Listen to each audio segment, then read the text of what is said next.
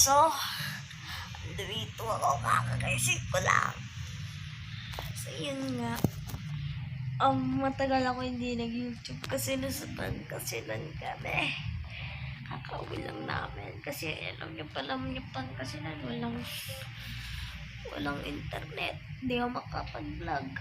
Yun na, umulas na aso. Uy, kadita. Ang kulit ng nanay. Tarantad. Ba't ganito yung ganito? Halok ng tipaklong.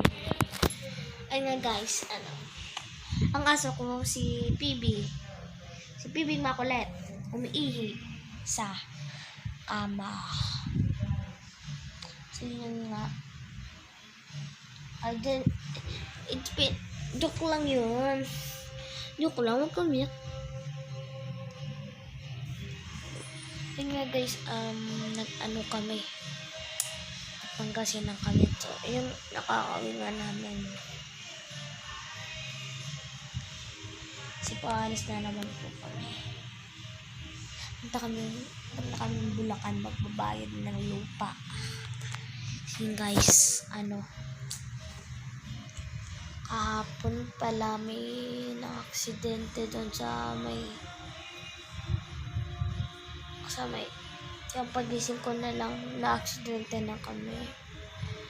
So, yun nga, na-aksidente kami. Kasi kasama aso ko. Tapos, tumalong kami sa sasakyan. Tapos,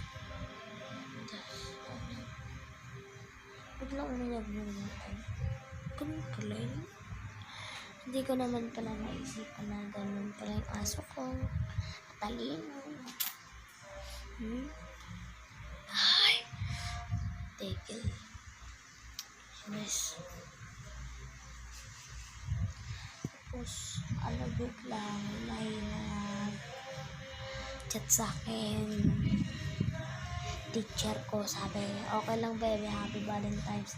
O, yun nga. Biglang pinagkatiwalaan ko na. Ito, yusin ko na ito. So, ayun.